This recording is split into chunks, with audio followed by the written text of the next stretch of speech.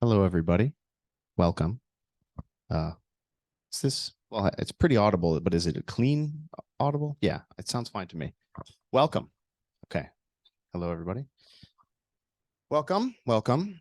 It's a great pleasure to have you all here. I'm very excited to be introducing our first visiting speaker for the academic year here in the Department of Philosophy and Religious Studies. On behalf of everybody present in this room and those of us who are on Zoom, I would like to welcome Professor M.R.X. Dentith, who is joining us today from Beijing Normal University, the Zhuhai campus. Professor Dentith is a world leader on the epistemology of conspiracy theories, having published a very, very wide range of articles, as well as book-length projects on this topic. In fact, Professor Dentith published what I believe is the first academic single-authored publication at the book level on the topic of the epistemology of conspiracy theories back in 2014. The title of that book is The Philosophy of Conspiracy Theories. You also somehow find time to be co-host of a podcast on the same topic, right? And the podcast is The Podcaster's Guide to the Conspiracy, which you can find, I think, in a number of places, right? Including Spotify and other podcast-related apps. The title of today's presentation, it's very much in the vein of your existing expertise. Title, as you can see, is Are Conspiracy Theories Just Theories About Conspiracies? I will now hand things over. Let's welcome Professor Dentith.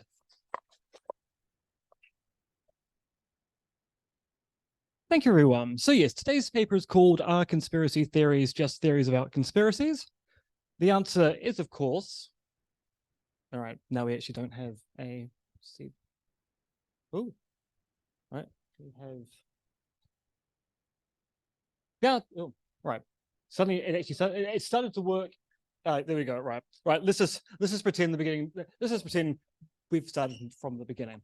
So now the remote works. We always have to have one accident when it comes to Zoom-related presentations in philosophy, because we're still getting used to giving these kind of hybrid lectures. So today's talk is, are conspiracy theories just theories about conspiracies? The answer is simply yes. So it's a very short presentation, or at least it would be, but that would be a waste of your time.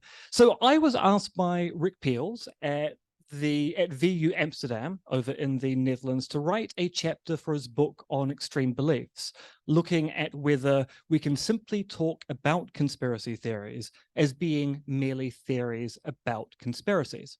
Because the conventional wisdom when you look at the discussion of conspiracy theories in the media is that conspiracy theories are mad, bad, or dangerous. And so this is how the media tends to talk about conspiracy theories. We live in a highly polarized political environment where certain people are spreading conspiracy theories all the time about a variety of different phenomena, and we are concerned that people are buying into these conspiracy theories, forming bad beliefs, and then in some cases, acting in adverse ways, such as maybe storming the US Capitol on January 6th, trying to engage in an insurrection to supplant the rightfully elected president of the United States with a person called Donald J. Trump.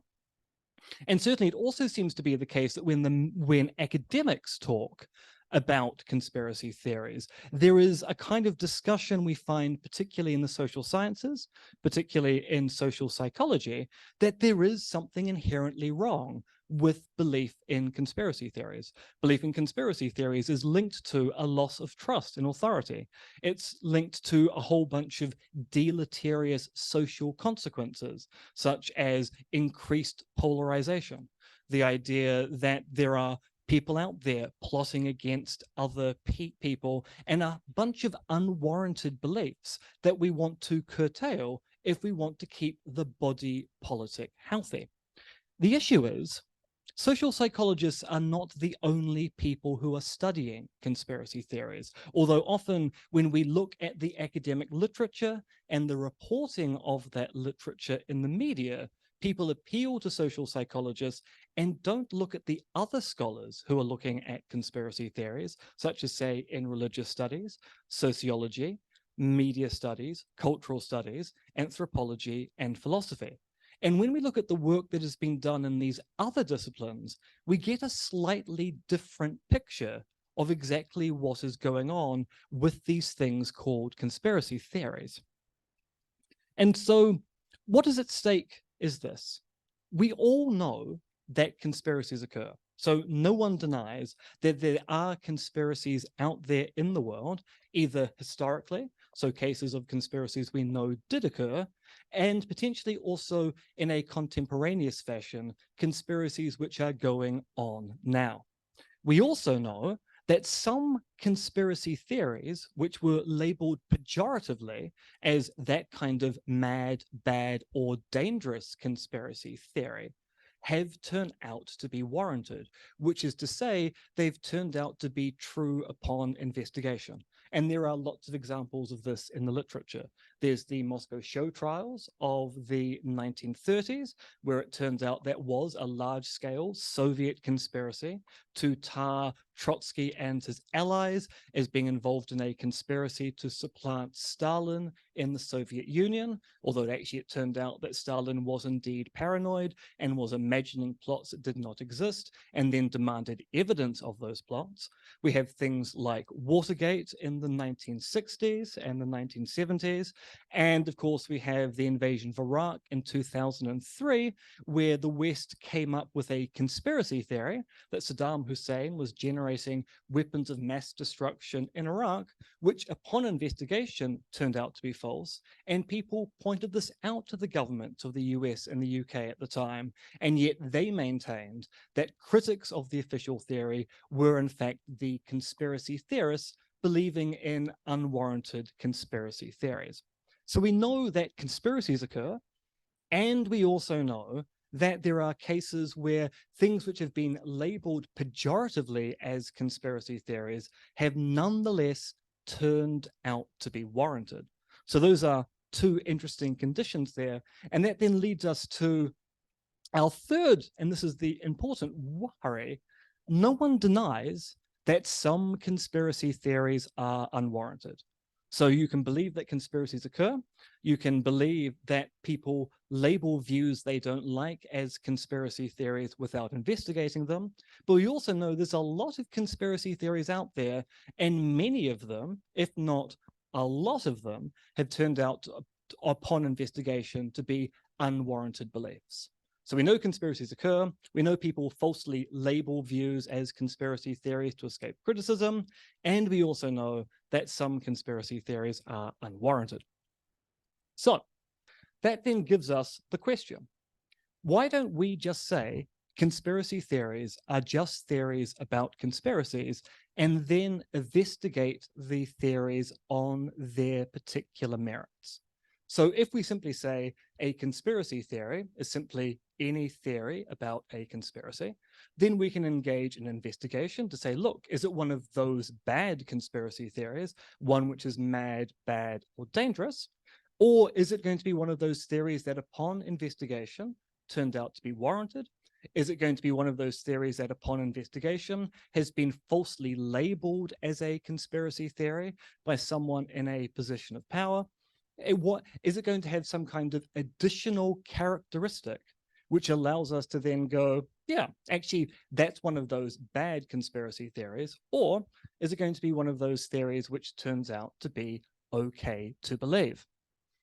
And so philosophers, by and large, have argued in what's called the particularist tradition that we have to treat conspiracy theories simply as theories about conspiracies and then judge those theories on their particulars. So look at, say, the kind of evidence put forward in favor of the claim of conspiracy and work out whether a conspiracy theory is the most likely explanation of the event in question, or are there other explanations which are better inferences?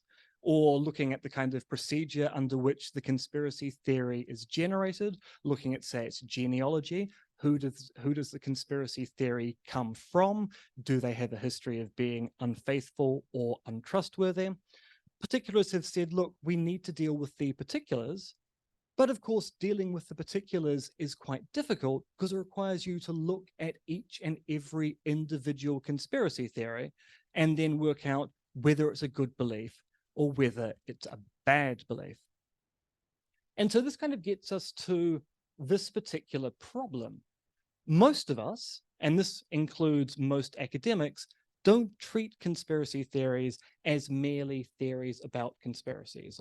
Rather, what they do is they add to the claim a conspiracy theory is a theory about a conspiracy. They add some kind of additional or ancillary claim. It's a theory which has particular characteristics.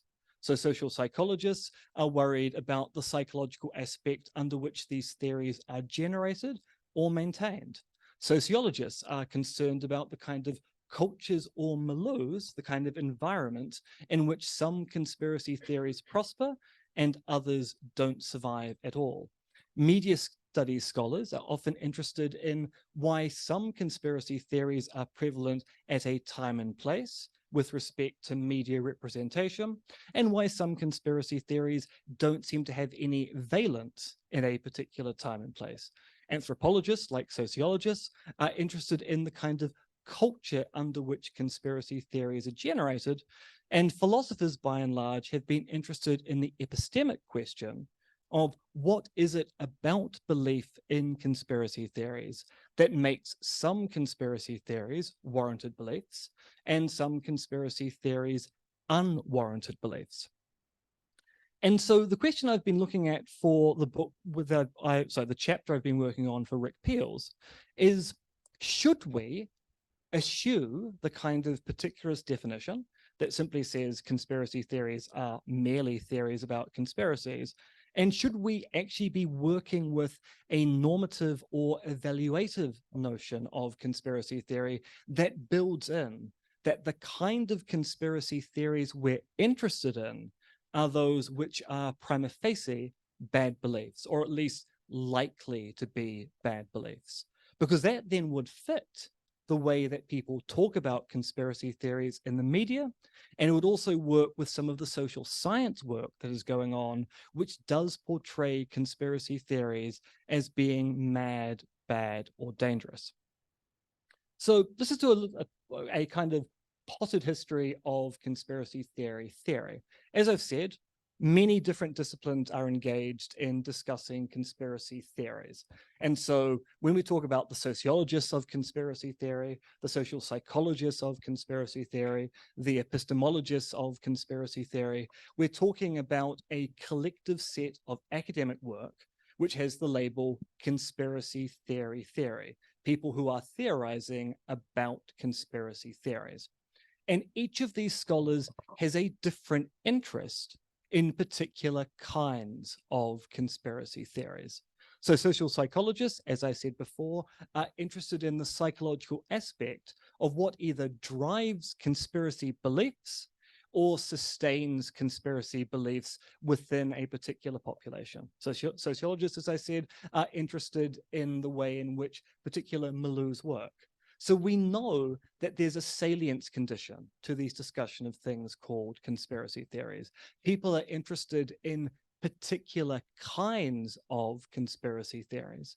And often when they're interested in particular kinds of conspiracy theories, the kinds they are interested in are those conspiracy theories which are, in some sense, mad, bad, or dangerous. And they don't necessarily even have to make any commitment to the conspiracy theories themselves being unwarranted or false beliefs. They might be interested in true conspiracy theories, which nonetheless have deleterious social consequences. So you might be the kind of social psychologist who's going, look, it might well be the case that Donald Trump tried to steal the election. But what happens in a community of people who have those beliefs? What other predispositions are driving those beliefs? So every different discipline in conspiracy theory is having a different conversation, often about very different types of conspiracy theories. And this kind of drives the intuition that when we're talking about conspiracy theories, we are talking about different kinds, and the kinds we are interested in are those with a normative or evaluative conception built in, that they are mad, bad, or dangerous beliefs. But there are interesting kind of assumptions going on in the literature. First of all, most people are not concerned with small conspiracies. So an example I like to use in my work all the time is that technically, under the definition of a conspiracy, which is two or more people working together in secret towards some end, the organization of a surprise party counts as a conspiracy. So, for example, if Ben had decided to work with a number of you to organize, say, a surprise celebration for the wonderful work I've done over the last few years, then that would count as a conspiracy as long as I'm not let into the story. Now, I think a surprise party counts as a conspiracy. I also think that if I was a really paranoid person and thus was thinking, Ben's been acting very strangely this afternoon, and he keeps on having these weird conversations with people on the phone and then denies having them in front of my face as if he's gaslighting me the entire time, I would then be generating potentially a conspiracy theory about what he's doing. He's colluding with someone, having some kind of conversation and keeping me out of it as if he's conspiring against me. So I take it that both a surprise party counts as a conspiracy, and if I'm paranoid enough to generate a theory about the organization of a surprise party, then I've generated a conspiracy theory and am a conspiracy theorist at the same time. Now, most academics aren't as generous as I am when it comes to the definition or the topic of what is the proper subject of a conspiracy theory. Most people say, look, the kind of conspiracy theories we're interested in are those conspiracy theories which are, as Charles Pigden, another New Zealand philosopher who writes on conspiracy theories, would say, they are conspiracy theories of pith and moment. They are important, momentous events, and they are often undertaken by large organizations. So most of the conspiracy theories we are concerned with are either governmental conspiracy theories, so political conspiracy theories, or increasingly conspiracy theories involving large non-governmental institutions, whether that be NGOs, corporations, and the like. We are interested in the kind of conspiracies which are being generated by large institutions trying to bring about some kind of large-scale change they're hiding from us. And sure, whilst it's technically the case that a surprise party is a conspiracy, and my suspicion about Ben's activity counts as a conspiracy theory, we don't really care about those things. They're not kind of in the set of conspiracy theories that we're interested in. Now, the reason why I've brought up surprise parties is that we'll be coming back to this at the end of the talk, because even though most academics don't agree with me about surprise parties, most academics are wrong to disagree with me about the role of surprise parties being conspiracies and about the suspicion of surprise parties counting as conspiracy theories. So hold this thought in your mind whilst you're planning the surprise party that's going to be happening after today's talk. So yes, we might call this the no surprise party criteria. Most people think surprise parties just don't count. Instead, as I say, people are interested in conspiracy theories of pith and moment, of large-scale organization or governmental character. Okay, and this kind of explains why there's a kind of taxonomy of conspiracy theories in the literature. So we get the claim that conspiracy theories are prima facie false. There are a few scholars out there who claim that every single thing labeled as a conspiracy theory turns out to be false. These people are often, in some sense, politically or historically illiterate, because we can at least point to one example in history of something that has been labeled as a conspiracy theory, which turned out to be warranted. There's a litany of examples. The Moscow show trials of the 1930s is a nice example of that, because the Soviets actually coined the term disinformation or disinformatia to cover up the fact that the trials of the 1930s were mock trials with prearranged verdicts. But we can actually show that there are at least some conspiracy theories which turned out to be warranted. But nonetheless, some scholars do actually make the claim that all conspiracy theories are false. The more salient options here are either conspiracy theories are unlikely to be warranted according to the evidence. So most of the time when you encounter a conspiracy theory, you are going to be encountering something which the evidence does not support. Thus, when you hear about a conspiracy theory, it is very likely to be false according to the evidence.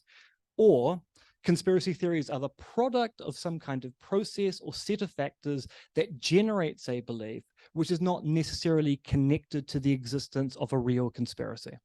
Which is to say, there might be a conspiracy mindset out there, which makes people believe in the existence of conspiracies and thus generate conspiracy theories. Sometimes that mindset actually might produce warranted conspiracy theories, but most of the time, that mindset leads towards people having unwarranted belief in the existence of conspiracies. Thus, the conspiracy theories turn out to be false. So this is the kind of rough taxonomy we find outside of philosophy. So most scholars working in, say, social psychology or the social sciences are adopting one of these three options.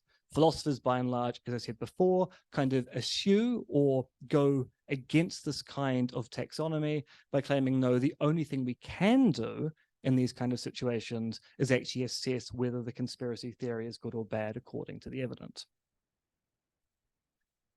So I think if we're really interested in diagnosing what, if anything, is wrong with belief in conspiracy theories, then we can't assume these kind of options. Instead, these options have to be the product of our arguments rather than the assumptions that drive the kind of work we do. So if you're going to claim that conspiracy theories are unlikely to be warranted according to the evidence, you need an argument that says that, look, by and large, when we encounter a conspiracy theory, it turns out to be unlikely because the evidence doesn't support it. Or if you're going to claim that conspiracy theories are the product of a conspiracy mindset, you need an argument that says, look, upon investigation, most conspiracy theories are the product of a particular mindset that generates these beliefs in a way which is largely unconnected to the evidence or existence of conspiracies. The problem is when we actually start looking at the literature, most scholars are starting with the assumption that conspiracy theories are mad, bad, or dangerous, and then working backwards to find an argument to support the fact that conspiracy theories are mad, bad, or dangerous, rather than making that the conclusion of the work that they're doing. And so, because it's probably better to critique people within your own discipline rather than spend time in a philosophy and religious studies department critiquing the work of people well outside the remit of the kind of people working in this area, I'm going to focus my, and I'm putting some in quotes, my ire or wrath towards 3 or 4 philosophers who have argued that we have a justified dismissal of conspiracy theories and point out why these arguments don't work, which will then bring us back to surprise parties and explain to you why we should just be working with a very simple definition of conspiracy theory that simply says a conspiracy theory is just a theory about a conspiracy. And so I'm going to be focusing on the work of Kwasam Kassam, Keith Harris, M. Julia Napolitano, and M. Julia Napolitano and Kevin Reuter, and looking at the kind of arguments they've put forward for why we have a general dismissive attitude towards conspiracy theories, and explain why I don't think it works and what the consequences of that argument turns out to be. So let us start with Kwasam Kassam. I actually always mispronounce his name because I always get the first name and the last name kind of mixed up. So apologies to Kwasam for mangling your name once again. So according to Kwasam, conspiracy theories are propaganda. They're bad propaganda. So it's not the kind of good propaganda that governments may say put forward during a pandemic to try to encourage people to engage in healthy behavior. Since, of course, when you look at the literature on propaganda, not all propaganda is necessarily bad. So they're a bad form of propaganda. It's a right-wing form of propaganda. So conspiracy theories are largely a right-wing phenomena, and they are genealogically linked to anti-Semitism. So conspiracy theories seem pretty bad under Kassam's view. It's a banned form of propaganda. It makes you right-wing if you engage in that kind of propaganda. And even if you're not aware of it, there's anti-Semitism operating at the base of your conspiracy theorizing. So by being a conspiracy theorist, you're an anti-Semite at the same time.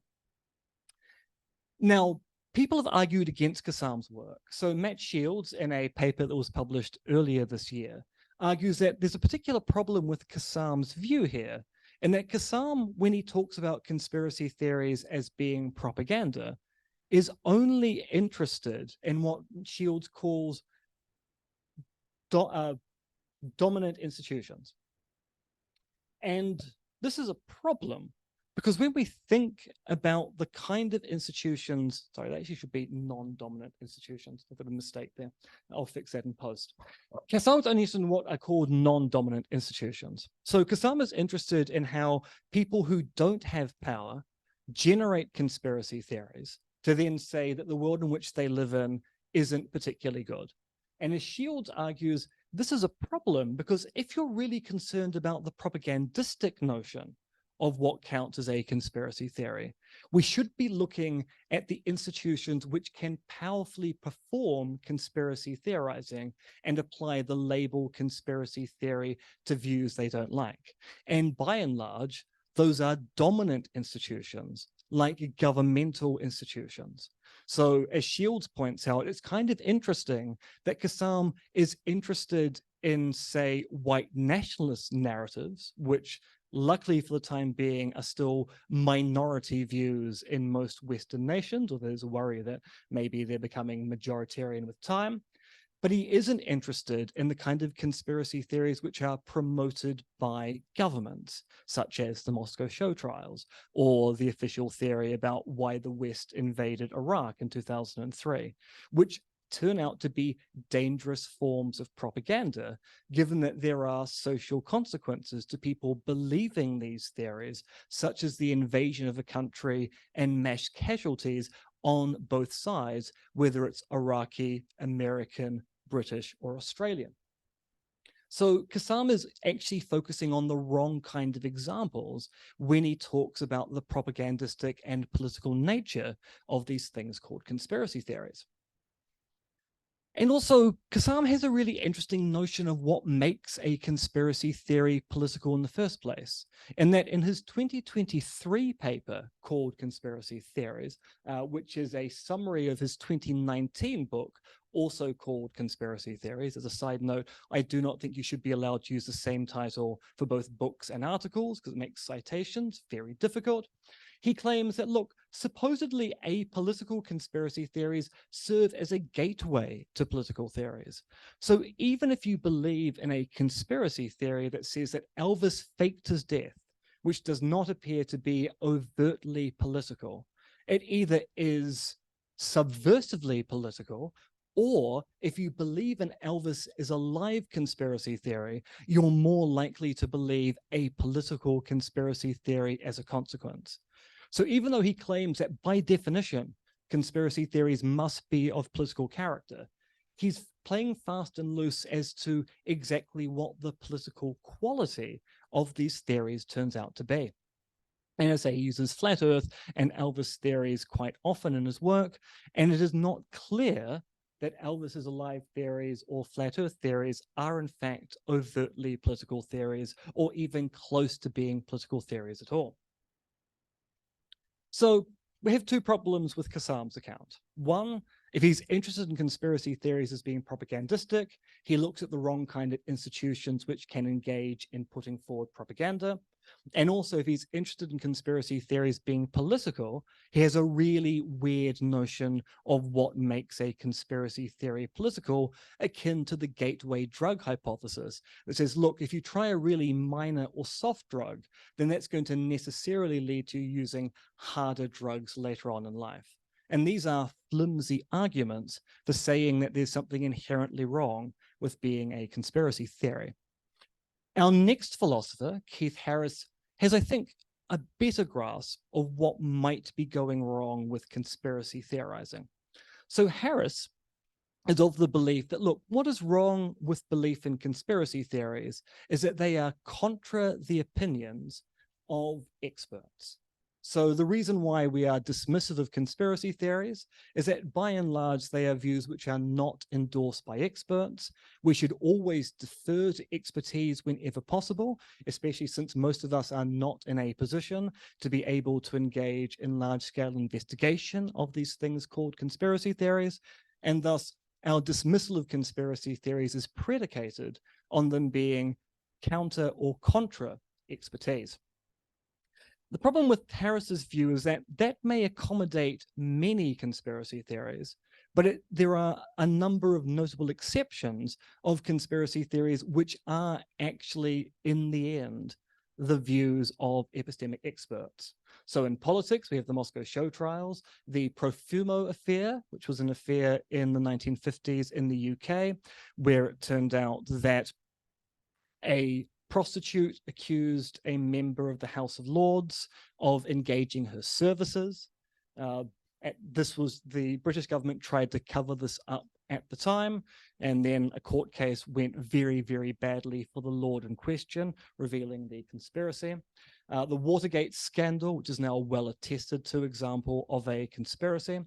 In medicine, we have the terror of the Tunguski syphilis experiment, where Black American Air Force officers were not treated for developing syphilis over time, and this was kept from them so that the doctors could track the progress of the disease over several decades, leading not only to these men getting syphilis, but also passing the syphilis on to their partners and children, covered up by the American medical establishment at the time.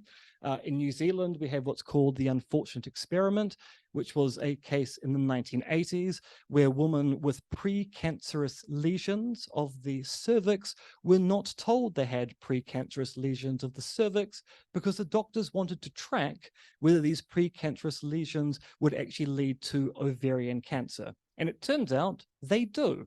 But this was covered up so the doctors could track this kind of information, and the patients were not told they had a high risk of developing cancer. And then were surprised that their GPs who'd been inspecting them for years were going, oh, you have ovarian cancer now. That's very peculiar.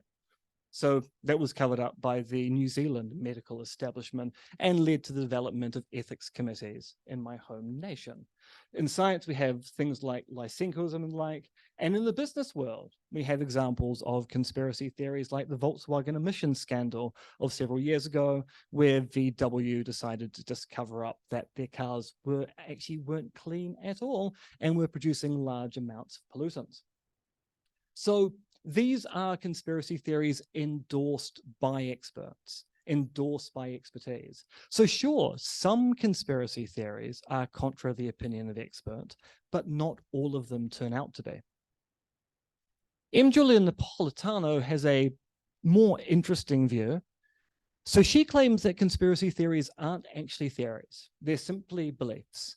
And the problem with conspiracy theories is that they are evidentially self-insulated, which is to say that they cannot be challenged because once you encounter a conspiracy belief and you provide counter evidence for it, the conspiracy theorists in question will simply change their belief such that they cannot be refuted. So this is what is called evidential self-insulation. No matter what evidence you put forward against the conspiracy theory, the person who holds the conspiracy theory will change their belief to maintain the conspiracy theory without question. Now, there are two problems with M. Julia's argument here. So she claims that this is bad under Bayesian norms. So under Bayesian norms, evidential self-insulation is simply a bad way of reasoning because under Bayesian norms, you should always be receptive to new evidence and change your beliefs accordingly. But as the Bayesians, Poth and DeLiga have argued, evidential self-insulation is what Bayesians call belief protection. And it is rational in some situations to insulate your belief from criticism when you think the people criticizing you are being insincere or are working from incomplete evidence. So one of the calculations you have when new evidence comes before you is to actually look at the quality of the evidence. And thus evidential self-insulation is not by itself a sign that a belief is bad if the person in that community or that community as a whole has a reason to go, look, those outsiders don't know what they're talking about. And indeed, evidential self-insulation is a commonly invoked criteria in science communication, where people say, well, I've got evidence to prove that the globe isn't warming up. And climate scientists will go, well, look, actually, that's just bad evidence. We're not going to factor that into our discussion. So it's not obvious that just because some conspiracy theories might be evidentially self-insulated, that makes them necessarily bad beliefs. But probably more importantly, it's not even clear that most conspiracy theories are evidentially self-insulated.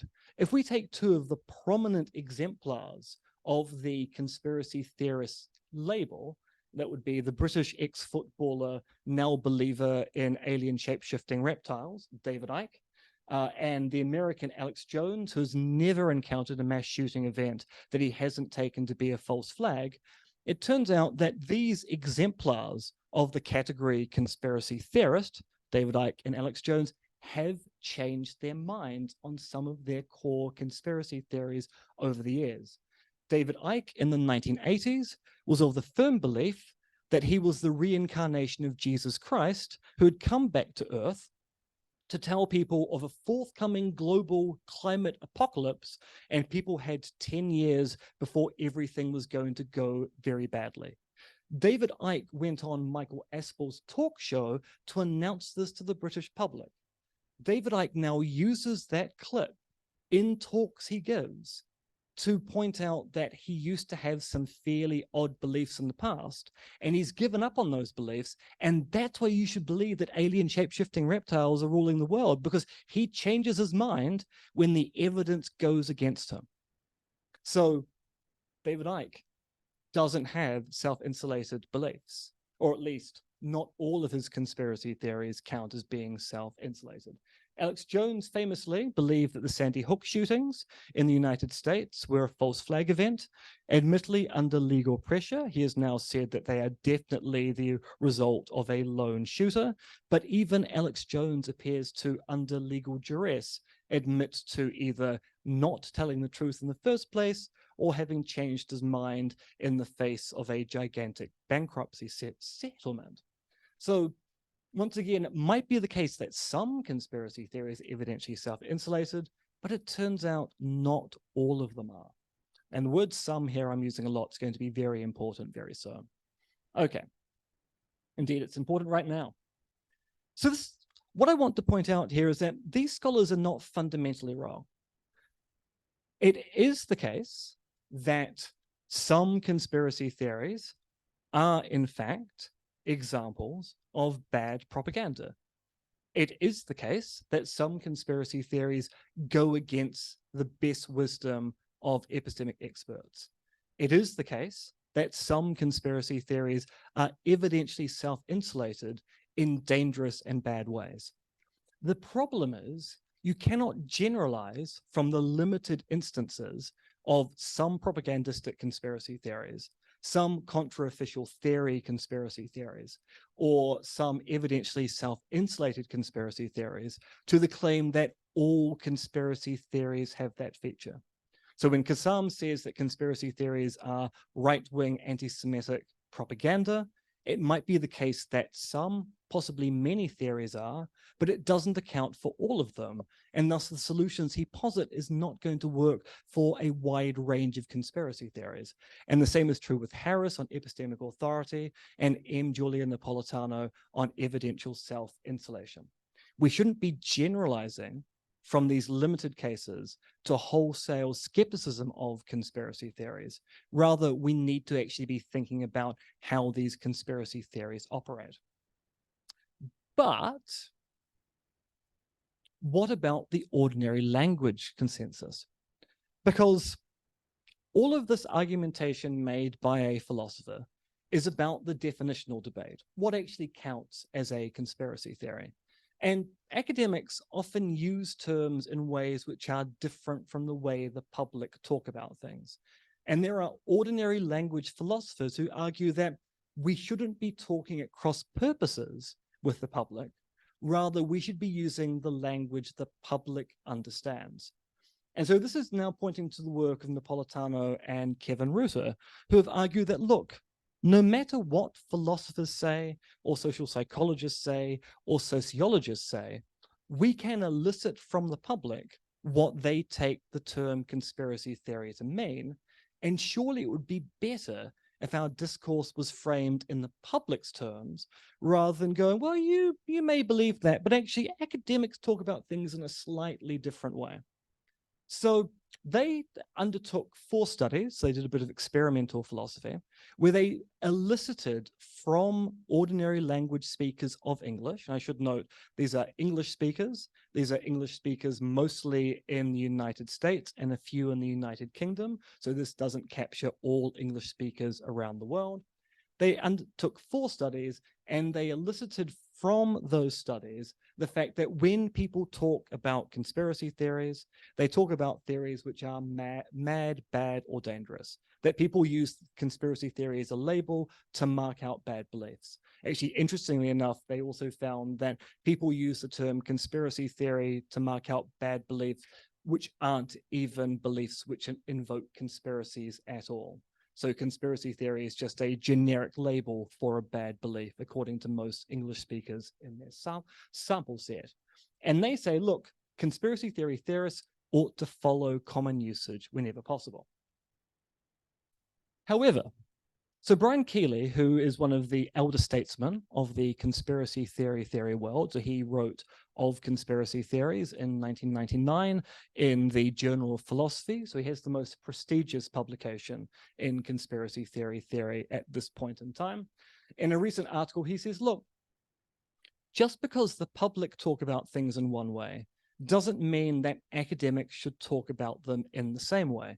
And so he uses the argument from a limit of materialism in the philosophy of mind to go, look, we could talk about desires and beliefs in the same way the public do, but it turns out you actually can't do decent neuroscience if you use common or folk terms. You actually have to use academic and elevated terms to do any theoretically fruitful investigation.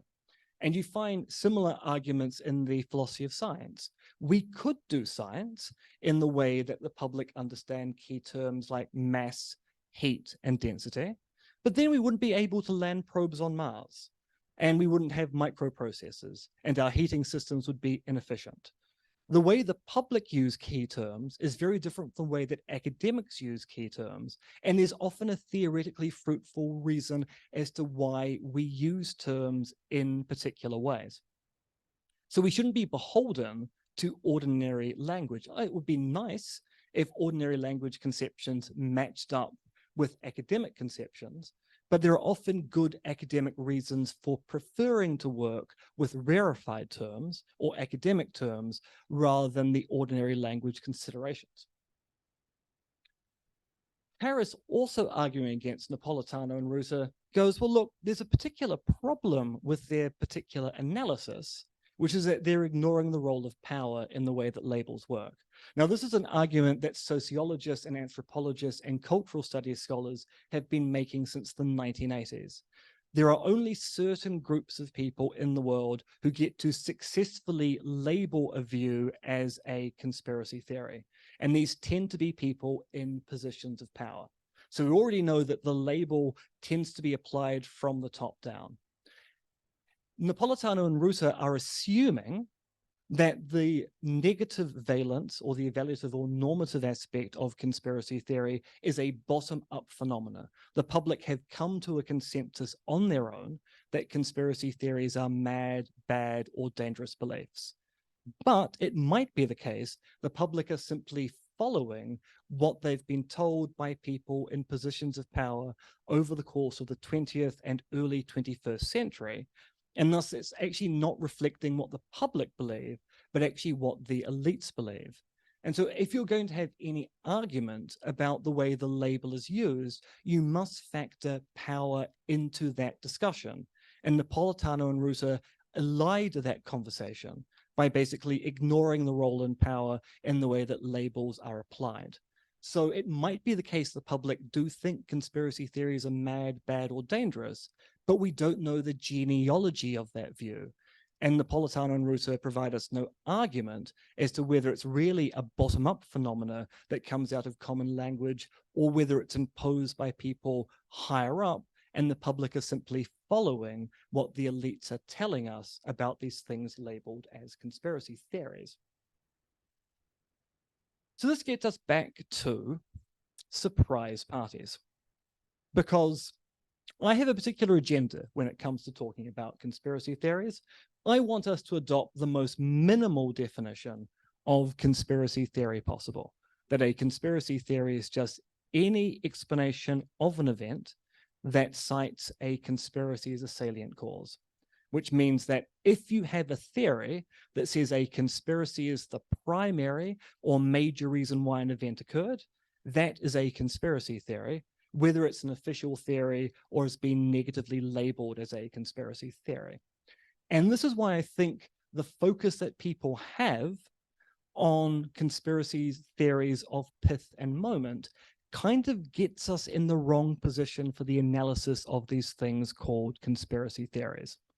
Because if we work with a minimal definition of what counts as a conspiracy, two or more people acting in secret towards some end, then that end could be a political coup, could be a corporate cover-up, or it could be the organization of a surprise party.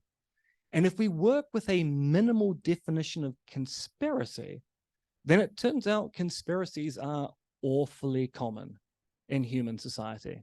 People are engaging in conspiracies all the time. Sometimes those conspiracies are assassinations of world leaders. Sometimes those conspiracies are advertising a job in an academic department and claiming you're going to look at external candidates when really you've selected an internal candidate and the external procedure is simply smoke and mirrors to hide you've actually already chosen who's going to take a particular position. And sometimes it's just going to be the organization of a surprise party.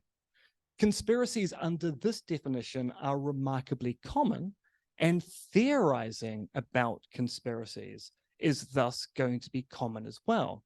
Because if we are aware that conspiracies happen all the time, then we're probably suspicious about all kinds of things that are going on, whether it be, isn't it interesting that there was a coup in South America a few weeks ago, and America immediately went, we weren't involved, in a rather suspicious way? Or isn't it interesting that the person that everybody knew was going to be likely employed by a department got the job after an international search? Isn't that peculiar? Or isn't it strange that I keep on thinking that people are going to organize surprise parties for me, even though nobody ever has? Conspiracies are common, although when it comes to surprise parties, for me, not particularly common at all, since no one's ever arranged one, but I live in hope. So if we work with a minimal definition of what counts as a conspiracy, then conspiracies end up being common, and conspiracy theorizing becomes a fairly common procedure, which means that when we're worried about the problem of some conspiracy theories, then we are worried about conspiracy theories which have particular features, which are associated with regularly bad conspiracy theories, but we can't then generalize from the fact there are subclasses of bad conspiracy theories to the claim that all conspiracy theories turn out to be bad. So I'm going to kind of bring us towards the end now by simply covering some of the ground that particular philosophers like myself have used by going, look, we can say conspiracy theories are merely theories about conspiracies and also justify a limited suspicion of some theories which have particular features, while still saying you need to investigate them just to make sure they might still turn out to be warranted. So, Juhal Reicher and Lee Basham have said, look, some conspiracy theories invoke fantastical notions. And those fantastical notions mean that you end up going, I just don't think these entities exist, therefore the conspiracy theory is bad. The example they use is alien shape-shifting reptiles. Virtually no one thinks alien shape-shifting reptiles exist.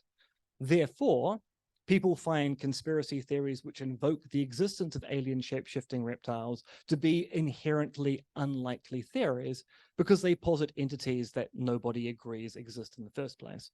And as they point out, you should kind of compare the inherent plausibility of a cover-up with respect to Watergate with the idea of there's a cover-up of a flying saucer that crashed in Roswell.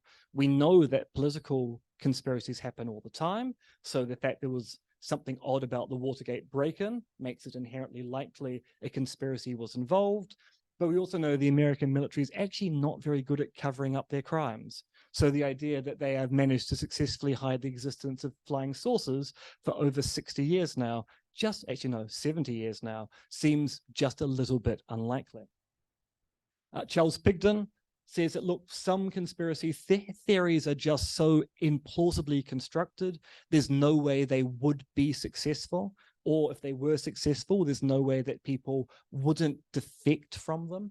As he points out, if you look at some of the schemes that one of the co-conspirators in Watergate put forward to President Nixon during the Watergate affair, one of the schemes that G. Gordon Liddy had was, look, we should lure Democrats to a brothel, and then we should lace the Democrats and the prostitutes with LSD, and then record on video all the things they got up to.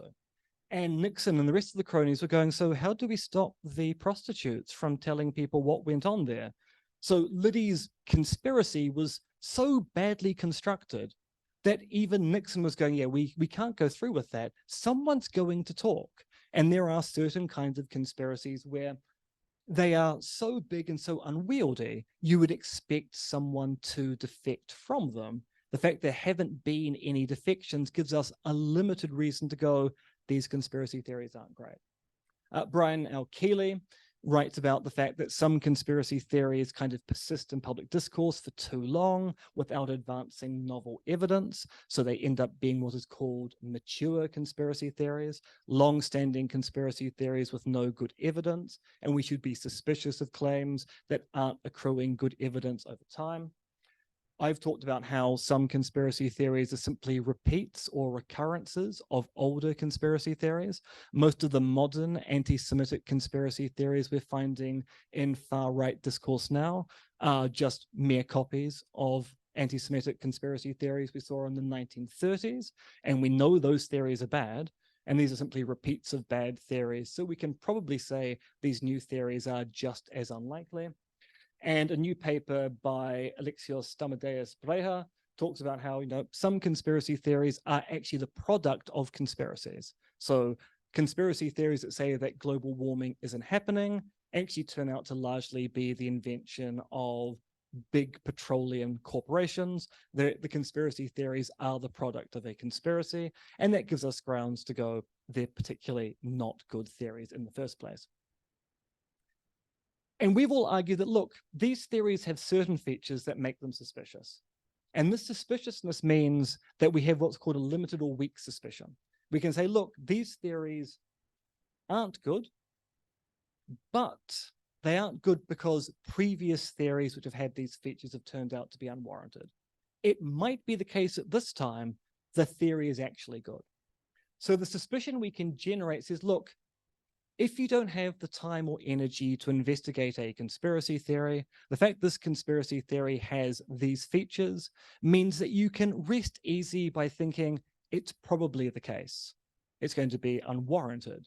But if you want to translate that weak or limited suspicion into the certainty the conspiracy theory is actually unwarranted in the sense it's false, someone needs to go and investigate it. It doesn't require everybody to investigate it. It simply requires that someone is willing to put in the work, investigate the theory, and work out whether it's bad or good. And so you can work with a minimal definition of conspiracy theory, be suspicious of certain conspiracy theories. You can't simply generalize from that suspicion to the claim that conspiracy theories are inherently bad. And so I'll actually skip over that because that's actually something which is for we don't really have time. It's simply the chapter I'm working on for Rick Peels is concerned with what qualitative and quantitative scholars would do. There's a question here as to what quantitative or scholars who count empirically conspiracy theories might do. If you want to ask me questions about what quantitative scholars might like to do in the Q&A, I can certainly go over that stuff. But to conclude, if we're going to talk about conspiracy theories, I think we have to say that conspiracy theories are just theories about conspiracies. But we can't dismiss the fact that various researchers have different interests in particular kinds of conspiracy theories. Social psychologists are interested in the psychological dimension of conspiracy theory. Sociologists are interested in the sociological dimension. Philosophers in the epistemic dimension. But just because we're interested in subsets of conspiracy theories doesn't mean that we should ignore that the most theoretically fruitful way to study what, if anything, is wrong with conspiracy theory beliefs generally. In that kind of case, we're interested in the general phenomena. We can't assume that they are mad, bad, or dangerous. That must be the product of our output, not the input that drives that output. And so we should be working with a minimal definition to be theoretically fruitful and hopefully finding reasons to explain why certain conspiracy theories are bad and why certain conspiracy theories might need to be believed after all. And with that, I will bring things to a close. Thank you.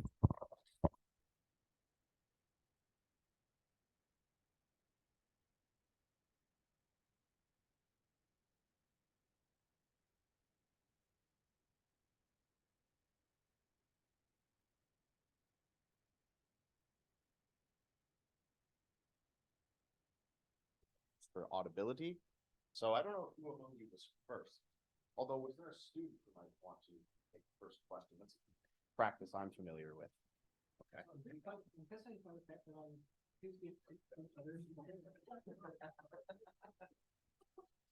Well, it certainly adds to your authority, so maybe you won't get. So I'm also now worried that there are possible versions of me in the background who might give you different answers. We'll see. Okay, I did see your hand. Yes. Okay, go ahead. Anybody else who wishes to get into the queue can raise a hand. Go ahead. Yeah, please. All right, so I also have a feeling that you with conspiracy theories, but this is just sort of something of being an American living through these times. Living through these times.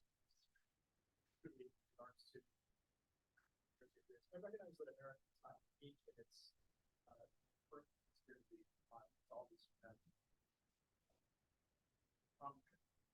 it's very there's two things here. One particularly Volkswagen mission scandal. Would you classify that as one where it was a conspiracy about conspiracy not only was there but there was a industrial level to school methods to like monitor that they were being monitored. Yeah, I mean, it's conspiracies within conspiracies. So, I mean, it's actually still an open question, according to VW, as to who, if anyone, was actually responsible for the scandal, because the official story put forward by VW is that no one actually explicitly ordered that the emissions be spoofed. It was simply very keen engineers who wanted to get a project through decided that they would spoof some emissions, and some higher ups who were responsible for it saw some documents but never paid much attention to it, and they certainly didn't officially. So yeah, it's conspiracies within conspiracies. So yes, not only did they cheat, they then had to generate an additional conspiracy to cover up the cheating. And it was really only the EU and the US regulatory authorities, particularly France and California, who were going, yeah, these numbers don't add up. Can you explain it? And eventually they went, well, we can't explain it without actually saying there's a device in the car. So yeah, it is multiple conspiracies.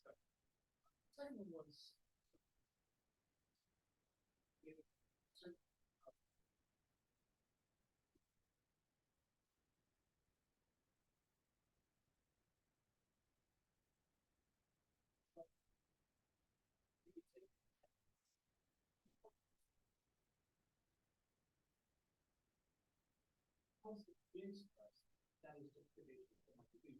It shows you the fact that there's some entire people that are still.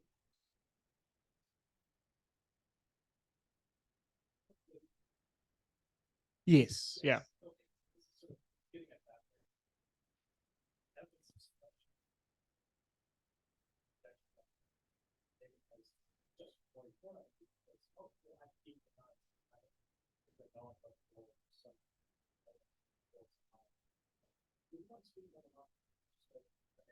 Yeah, I mean, so this kind of speaks to the ordinary language consideration, which I think there's a particular problem here in that sometimes the label conspiracy theory works and sometimes it doesn't. So I'm going to give you an example from my home nation. So in 2014, we had an election in New Zealand.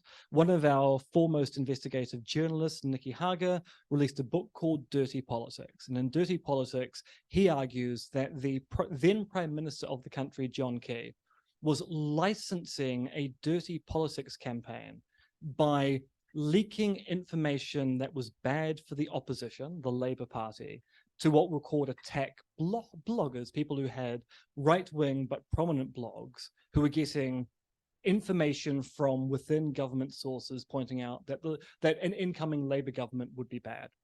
This book gets released. The Prime Minister is asked at a press briefing one day, what do you think of the allegations in Nikki Hager's book? And the Prime Minister went, Nikki Hager's a well-known conspiracy theorist. And the reporters went, yeah, it is a conspiracy theory, but is it true? And so sometimes the label works and sometimes it doesn't.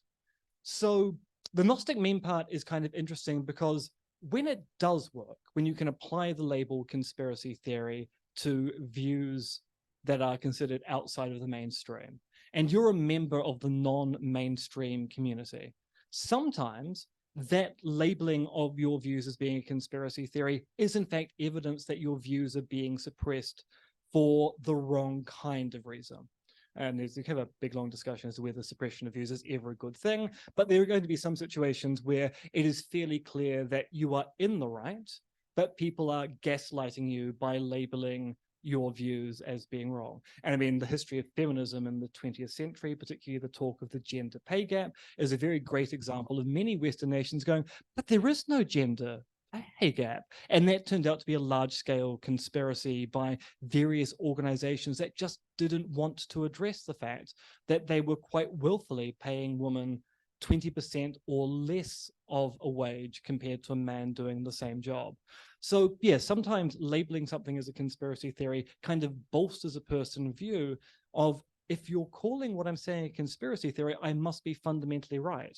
And the problem or issue here is sometimes that's a good inference. And you can only judge whether that inference is good or bad on a case-by-case basis. And unfortunately, often only historically, when views have changed. Thank you. Okay. Good question. I had said I would pass a mic around and then immediately failed to act on my own assertion, but I'm going to rectify that going forward. So next we have Ellen. Okay, you mentioned Qassam, Yes. yeah, the theory, and he talked about this link conspiracy with political propaganda, and then you mentioned also he talked about maybe there's some kind of like anti-Semitic thing. I'm quite intrigued by that. Of course, we can think about Hitler and the Third Reich against Jews and some conspiracy theories.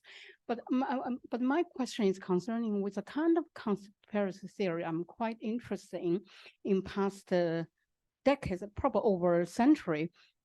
People talk about the possible link between Russian Revolution, communist revolution, with the Jews kind of planning, it's kind of a Jewish community. Thinking about when Lenin was exiled from Russia, and a lot of organizations which sponsor Lenin's revolution would be Jewish community. Of course, it's very strong anti-Semitic things, but it's been around. If you check at the internet, you see a lot of that kind of theories. I'm just curious what's your take on that.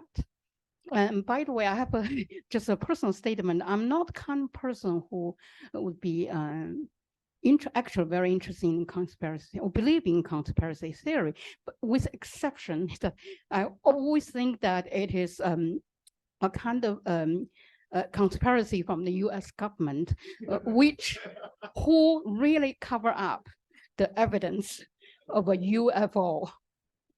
So what do you think about that? So, I mean, I'll sidestep the UFO thing because there is in fact an official investigation going on in the US government at this time as to exactly what might be going on with what are now called UAP sightings, unidentified aerial phenomena. So until such time that Congress has given us a definitive statement as to whether there's a cover-up or not, I will leave that to one side. I'll wait for new evidence to come in.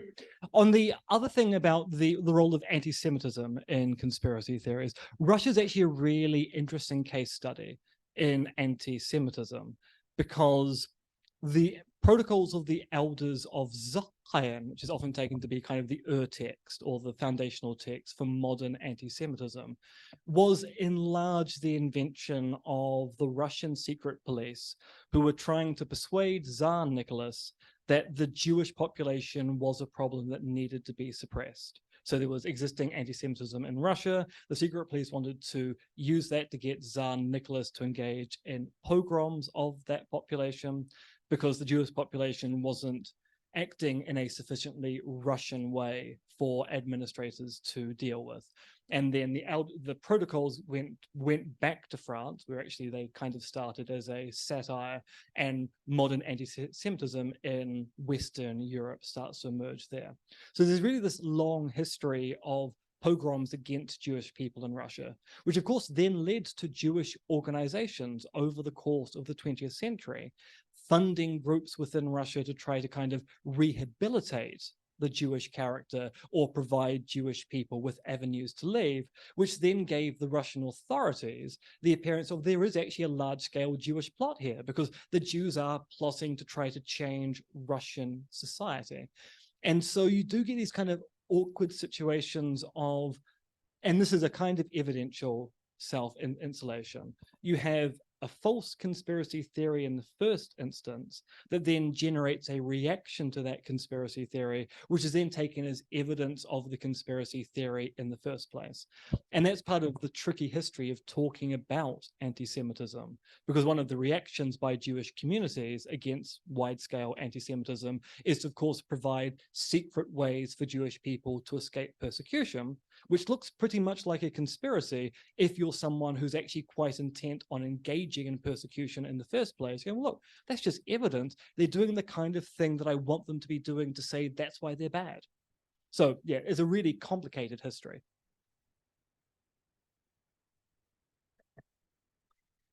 So when you were explaining your particularist approach at the end of, towards the end of the talk, you referred to inherent plausibility and likelihood as two things that you might use to judge particular cases. So my question is, well, to who does a conspiracy theory have to be inherently plausible or not? And to who does it, who is assessing the likelihood?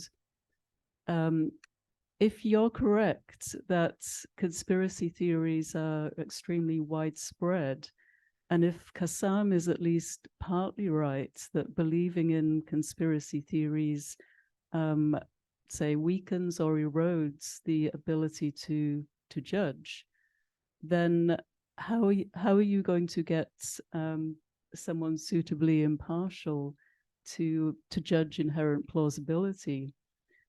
And you mentioned the evaluative expert, but this raises the question of who is going to be trusted and who is going to be trustable by people with very widely different assessments of inherent plausibility. That's a very good question. I've tried to answer this in the past, and I'm trying to now revise the way that so in a book chapter called Taking Conspiracy Theories Seriously and Investigating Them, I come up with a kind of first branch approach of trying to work out how would you engage in an investigation. So I'll talk about the investigative part first and then the inherent plausibility part second. So to reveal my kind of communist bona fides here, I kind of think about the investigation of a conspiracy theory as being a kind of Deweyan community of inquiry approach, which is actually quite similar to the kind of communities of inquiries that are undertaken in Ireland at this time when it comes to investigating legislative matters and proposing changes, where you build a community of people. It needs to be a diverse community to kind of get the right kind of verified and rarefied expertise you want. So your community of inquiry needs to have people who are arch skeptics of conspiracy theories, believers in conspiracy theories, and everyone in between. And you're kind of trying to get them to go through a community approach where they come up with a kind of report. And that report might even be like the Supreme Court in the US, where you have a majoritarian document explaining why the majority of the committee believes X, and say a minoritarian disagreement document, why some people dissent. This is not going to give you a hard and fast conclusive answer, because if you're going to have worries about these communities actually being the results of conspiracies in the first place, which is actually why I need to spend more time looking at the Irish model here, since they actually seem to have had a very good role of actually making their communities actually be properly judicially independent of the government of the day. But I think if you're going to engage in investigation, the investigation needs to be a community-led investigation. And hopefully by constructing the community in the right way, you're going to get something which is going to persuade most of the public. Probably not all of the public, but most of the public might be good enough. And I'm aware that's a really hand-wavy thing, but at the same time, I'm a philosopher rather than someone doing actual practical work. I'm here behind the scenes advising people as to how best to do the work. Someone who's much better actually setting up practical affairs might know how to better set up these communities. So that's something which I've attempted to answer, but it's an ongoing project as to how it would be done. On the inherent plausibility thing, I mean, this is always the difficult discussion when it comes to conspiracy theories, because to go back to the David Icke example of alien shape-shifting reptiles. Now, most of us think that alien shape-shifting reptiles do not exist. That is an inherently implausible view. I still think someone needs to actually investigate to make sure they don't actually exist, because if it turns out alien shape-shifting reptiles do exist, are eating babies and are drinking human blood and also control the world, we probably want to put a stop to that. It probably seems like something which seems a really bad idea. So someone has to take it seriously and investigate it. So when I talk about kind of inherent plausibility, I am kind of talking in a social epistemic sense as to what most people think about a theory. And of course, most people might be wrong about the truth or warrant of a particular theory. So the fact that something is inherently plausible or implausible gives you a kind of limited or weak reason to go, well, it probably isn't true, but you still need someone to go and verify it. So yeah, inherent plausibility is a bit of a vague or weaselly word to describe these things. But in part, it's because I'm coming from the social epistemology aspect here of what does the population by and large believe, on the assumption we can talk about a population believing a theory in roughly the same kind of way. And as we see when we actually start looking at belief in conspiracy theories from culture to culture, some conspiracy theories are widely believed in one culture and not believed widely in another. So once again, we're dealing with rather vague terms. So I'm willing to bite the bullet on that. It is vague. It is something that needs more work. Part of the problem is we actually don't have a sufficiently diverse set of examples of conspiracy theories in the literature, which don't basically come from the US or the UK. So there is work to be done there.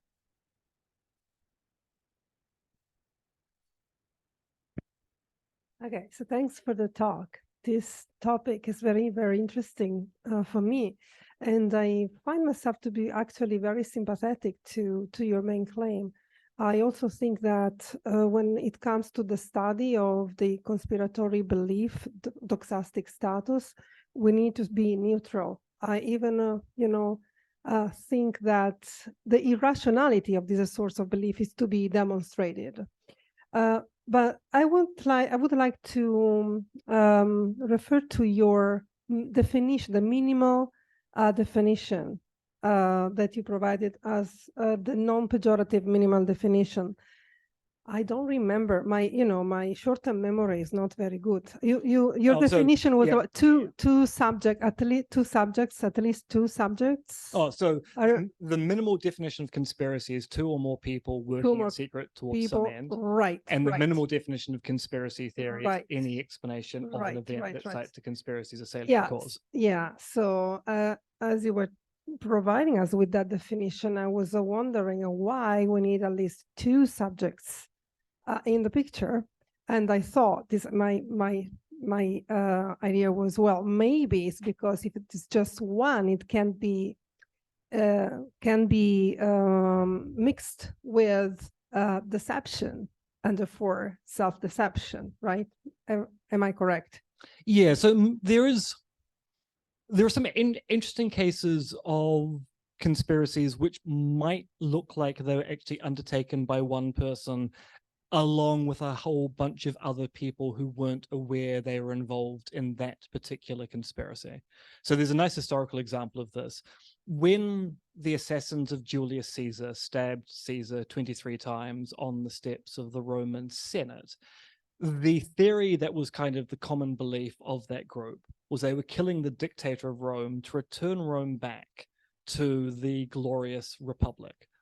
But it turns out if you read the letters that Marcus Brutus sent to his supporters, and he was the lead ringleader of the conspiracy to kill Caesar. If you read his personal correspondence after he's exiled from Rome, he's going, I don't understand why when we killed Caesar, they didn't elect me as dictator in his stead. So it seems that he ran a conspiracy, told people, now the reason why we're holding the conspiracy is to return Rome to the glorious republic, but secretly his real plot was, yeah, once Caesar's dead, they'll recognize that I'm the savior of Rome, and thus actually I should be in charge. And you might think, well, that seems like it's a conspiracy within the conspiracy. Or you might think, well, no, he was just deceiving the conspirators. He created a conspiracy, but he kept kind of the final bit of information to his mind. So there are some people who are going, maybe the definition of conspiracy actually might be able to be limited down to a person on their own working towards some end in secret. But then the problem is, as you pointed out, deception and conspiracy become basically the same thing at that point. It does mean that conspiracies are very common if a person can conspire on their own. But typically we mark out conspiracies as group secretive plots rather than just mere secrecy. Yeah. So my worry with the minimal definition is exactly this. How can we discriminate between and I say an abnormal belief of a conspiratory kind and an abnormal belief as a self-deceptive one? I think that this is a problem. If you allow for the conspiracy theories about surprise parties, right? So maybe you will not be able to discriminate between you being a belief being a self-deceptive belief and a belief being a conspiratory one. So maybe more features, more conditions should be added to the minimal definition in order to be able to discriminate between these two doxastic statuses, or else maybe let the two converge. I don't know. So that's a problem I've been thinking about. I think that the minimal definition runs into this problem. I mean, I guess one response to that would be, you might have the ontological kinds, conspiracy and conspiracy theory. And then you've got the attribution of, is it a conspiracy? Am I a conspiracy theorizing? Because of course, you might think that Ben acting on his own to arrange a party isn't a conspiracy, but because I think he's acting oddly, I think he's in cahoots or colluding with other people. And I'm simply wrong to generate the conspiracy theory because there is no actual conspiracy there. So it might, one way and I need to think about this slightly more. One way you might escape this particular conundrum is to focus on the social practice of labeling things as conspiracy theories. And people can be radically wrong about whether a conspiracy theory is going on or not. And that will be different from whether there is an actual conspiracy going on or not. Now, of course, that gets us into the standard epistemic ontic debate, which is it's very hard to kind of bridge what we can know versus what the thing actually is.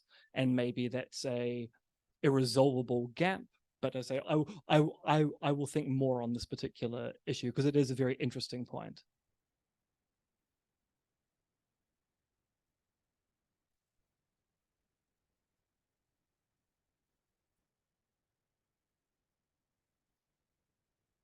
Marcus Brutus, how you betray me.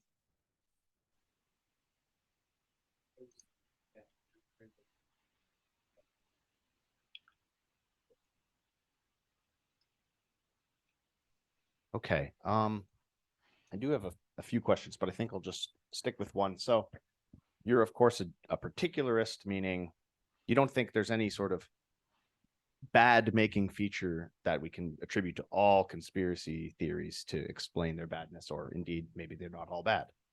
But of course, at some point in the talk, you're doing due diligence to the generalists who would try to identify some such property. And one of the views you considered came from Julia Napolitano, is that right? Yeah. And this was the idea that what makes conspiracy theories epistemically problematic is that they're beliefs in conspiracies that are too resistant to evidence. Roughly right? Yeah. And then your response was to say, well, actually, look at some very, dyed-in-the-wool conspiracy theoretic types like Alex Jones, David Icke, who have, in fact, changed their beliefs about conspiracy theories over time. So that can't be a sort of necessary condition for what makes something a conspiracy theory or a problematic conspiracy theory. But isn't there maybe just like a weaker view, because that response seems to suggest that for a conspiracy theory to be problematic, one's belief would have to be so resistant to new evidence that it never changes. Whereas maybe a slightly less extreme version of that kind of view would be conspiracy theories are bad because they're resistant to evidence, not so resistant that they can never change, because then you would have these counterexamples where indeed conspiracy theorists did change their mind, but still like way more resistant to evidence than they should be. And you'd have to fix some kind of threshold for that, I guess. And that might be contextual or whatever, but a view like that maybe would be like a sort of more generous interpretation or version of the kind of thing Napolitano was going for. I mean, it would be great if that were the view she was putting forward, but she does use the word all, which so she does say all conspiracy theories are self-insulated beliefs. So there's no room for kind of flexibility there. Right. Sorry. But my point was, you could say all conspiracy theoretic beliefs are evidence resistant or insulated from evidence. And what I'm doing is just weakening what counts as insulation. So the view you put forward was a belief is evidence insulated if it's never going to be changed by new evidence. Whereas I'm suggesting a view in which a belief in a conspiracy theory could change. So it's not like 100% insulated from evidence. It's more like, I don't know, 90 or something. So the problem there, and this is an empirical thing which needs to be looked into. Problem is, we tend to think of conspiracy theory beliefs as being evidently self-insulated to some degree. And we often tend to ignore that most of our beliefs are evidently self-insulated to some degree. So there's a really open question as to whether conspiracy theory beliefs are in any sense different from other commonly held beliefs. And the examples in the literature tend to be political beliefs are actually really, really intractable. It actually turns out no matter how much evidence you put forward to someone that the political party they vote for is not working in their best interest, people go, well, but my parents voted for that party, as did my grandparents, so will I. Religious beliefs are in a similar kind of situation, that countervailing evidence is often kind of left to one side. There's some, I think Kahneman and Tversky point out, if you want to look at a really interesting case, banks. people will not change banks no matter how much evidence you put forward to them that changing banks will actually give them a higher interest rate or easier access to money. It turns out we actually have very largely intractable beliefs. And so once we move away from the all claim to there's a certain degree there, then suddenly conspiracy theory beliefs may end up being almost exactly like every other kind of belief, and thus it's not a special feature that marks them out as being any worse than other beliefs, which is the argument that most of our beliefs are probably bad in the first place. Yeah, yeah.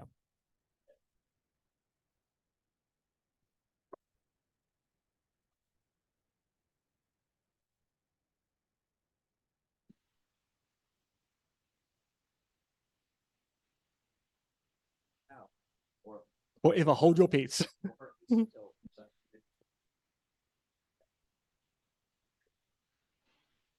Yeah, I think this is just a small observation. I wasn't familiar with Kassam's work on conspiracy theories, but from your description of it, so he thinks conspiracy theories are right-wing propaganda genealogically linked to anti-Semitism. Doesn't that sound like a conspiracy theory? It does. Yeah, no, so Kasama's written two major pieces. I mean, actually, it was three. So there's a piece on the monist, then there was his book, Conspiracy Theories, published by Polity, and then earlier this year, his article, Conspiracy Theories, which was published by Inquiries.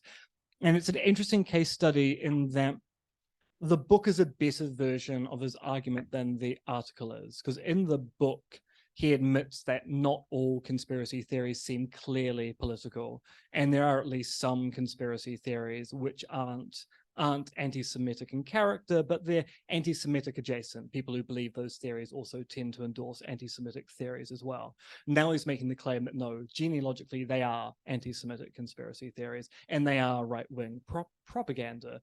And it does seem, for someone who might believe a left-wing conspiracy theory, and there are lots of examples of that, such as collusion by corporations and banks to artificially suppress wages in order to increase returns to companies, which seems like a fairly plausible conspiracy theory. It does seem that Kassam is going, but no, if you believe that, you're actually believing right-wing propaganda about wage suppression, and you're an anti-Semite at the same time. And that does sound as if he's putting forward a conspiracy theory to explain why people don't believe his view about conspiracy theories. So no, there's something weird about his dogmatism about this particular view, which does seem to have shades of conspiracy theory. And you're not the first person to kind of point out this kind of weird lacuna in his view. So no, very well spotted.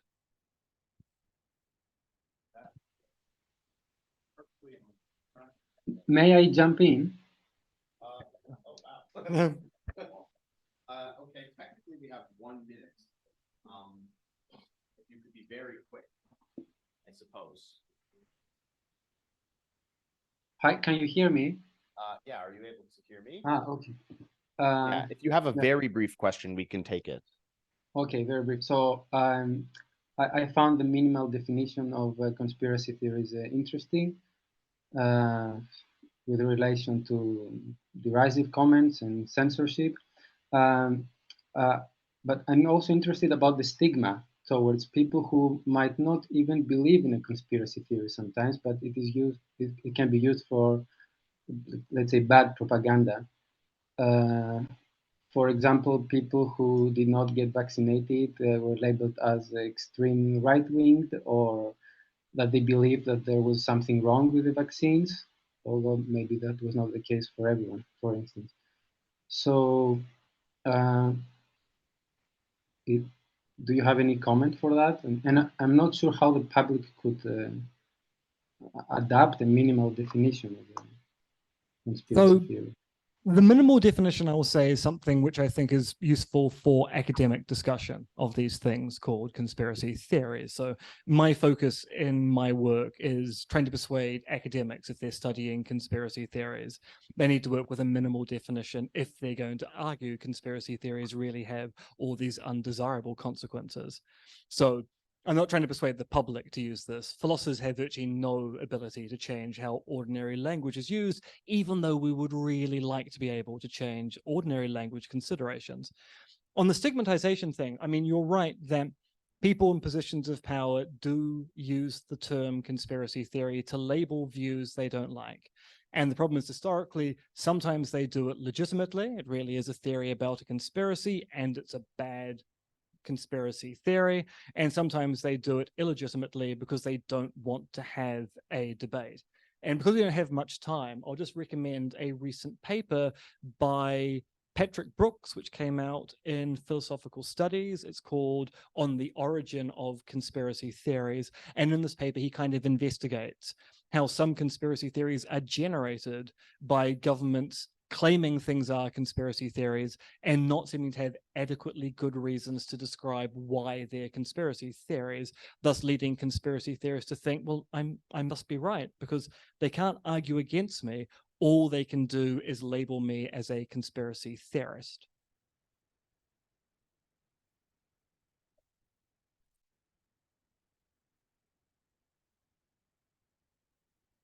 Thank you.